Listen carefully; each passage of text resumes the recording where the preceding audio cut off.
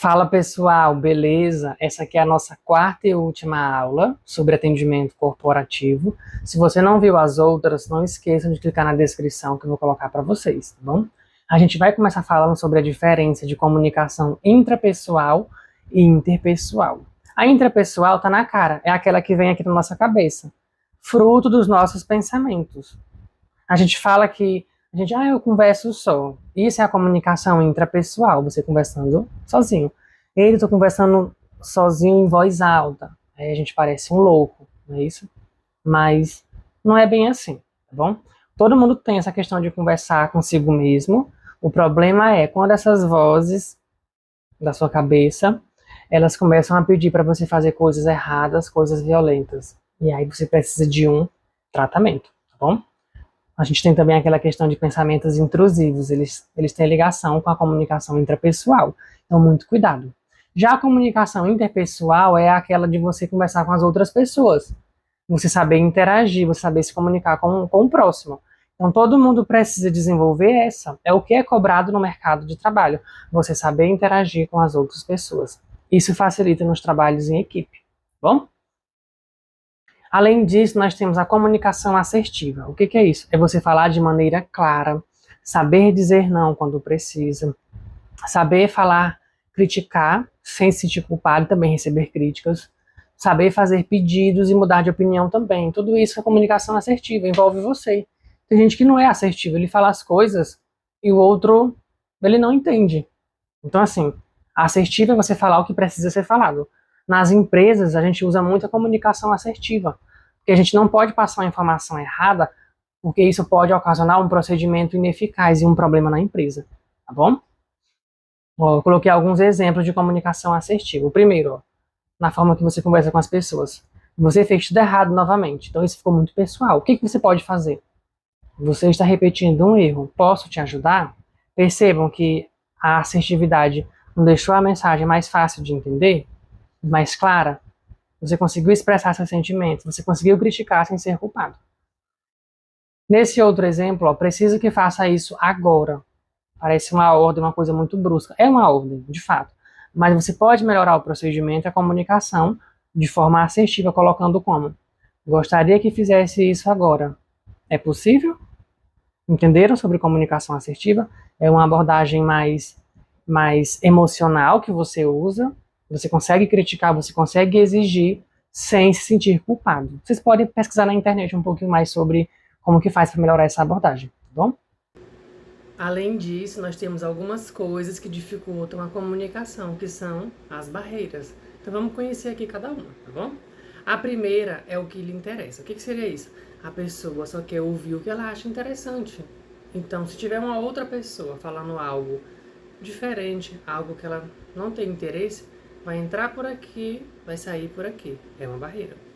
Segundo, egocentrismo. O que é isso? É aquela pessoa que só acha que o que ela fala é o que importa. Ela não tá nem aí com o outro. É o egocêntrico. Por mais que você fale, que você tenha uma opinião que é diferente, ele não vai estar nem aí pro que você fala. Isso dificulta nas empresas. Tem pessoas que acham que só as ideias delas são interessantes, as dos outros não. Nós temos também, gente, a percepção do outro. O que seria isso? Diferença de idade, religião diferente, partido político diferente. O que vai ser de barreira aí?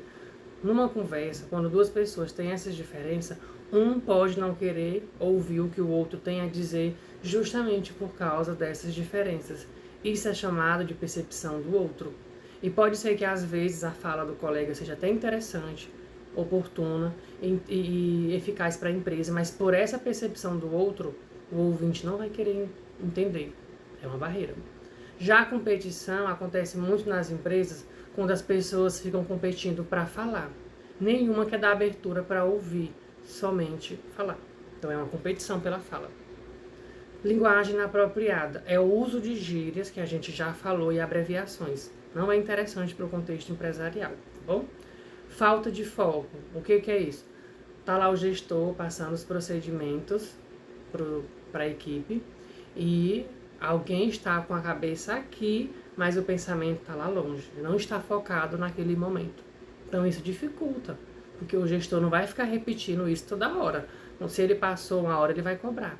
Então, assim, tenha foco, tente ouvir quem está ali próximo de você. Deixe para pensar sobre alguém que está distante só depois.